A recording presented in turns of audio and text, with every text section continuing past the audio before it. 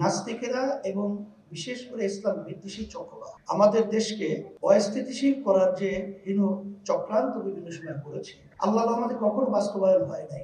আজকে বর্তমানে অন্তর্বর্তীকালী সরকার তার মাধ্যমে বা তাদের মাধ্যমে এই হীন চিন্তা বাস্তবায়ন করবে।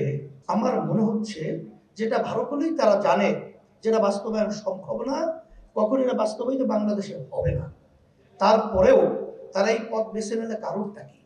আমার মনে হচ্ছে যে আজকে যে আওয়ামী ফ্যাসিস্ট এরা যে 5ই আগস্ট আল্লাহর মাই গ্রামের কথা আছে আলমের ভাই ভাত পাক করেও খেয়ে যেতে পারেন নাই, ওরা তো বসে নাই।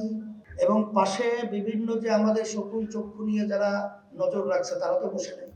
তারা হয়তোবা এই সংস্কার, এই নারী কমিশন এইটার মাধ্যমে একটা অস্থিতিশীল পরিবেশ তৈরি করে যখন ওলামায়ে কেরাম, দেশপ্রেমিক এবং যারা নাকি ধর্মাবলম্বী তারা যখন এর প্রতিবাদে রাস্তায় নামবে, এই সুযোগে হয়তোবা এই ঘাপটি মারা যারা নাকি এই দেশের শত্রু, ইসলামের শত্রু, মানবতার শত্রু, ওরা বিভিন্ন কায়দার সুযোগ তালাশ করতেছে, ওরা হয়তোবা এই সুযোগে রাস্তায় নামার জন্য একটা পদক্ষেপ বা হিরোচক্র নীল নকশা তৈরি করতে পারে।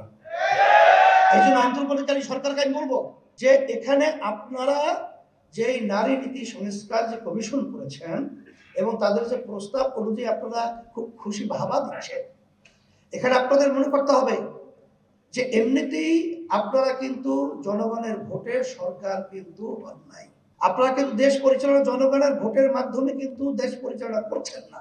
এখানে হাজার হাজার মায়ের কোল খালি হয়েছে, বহু সন্তানদের চক্ষু হারিয়েছে, হাজার হাজার মায়ের সন্তানরা পঙ্গু হয়েছে, এর ফসল হলে আপনারা। আর সেখানে আপনাদেরকে সুন্দরভাবে দেশ পরিচালনা করতে দেবে এটা আপনারা বোঝেন না। আমরা তো সবসময় আপনাদের সহযোগিতা ছিলাম, এখনো আছি, কিন্তু আমাদেরকে রাস্তায় নামিয়ে আপনাদের মুখামুখি দাঁড় করে ওই ফ্যাসিস্ট এবং ঘাপটি মারার শত্রুরা যেন সুযোগ না নিতে পারে, এটা আপনাদের মাথায় রাখার জন্য আমরা বিশেষ করে অনুরোধ করছি। এরপরেও যদি আপনারা সামনে পা বাড়াতে চান, পরিষ্কার মেসেজ, আল্লাহর রহমতে যারা নাকি বিভিন্ন সময় ফেরাউনি ভূমিকায় ছিল তারাও কিন্তু তাদের ফেরাউনি ভূমিকা বাস্তবায়ন বাংলার জমিনে করতে পারে নাই। আপনারা তো আল্লাহর রহমতে দেখা দৃষ্টিতে আমি বলবো কি, ওই কে বলছে না যে 5 মিনিটে আপনারা আপনাদের অবস্থা থেকে সরে যান, 5 মিনিটও সময় পাবেন না।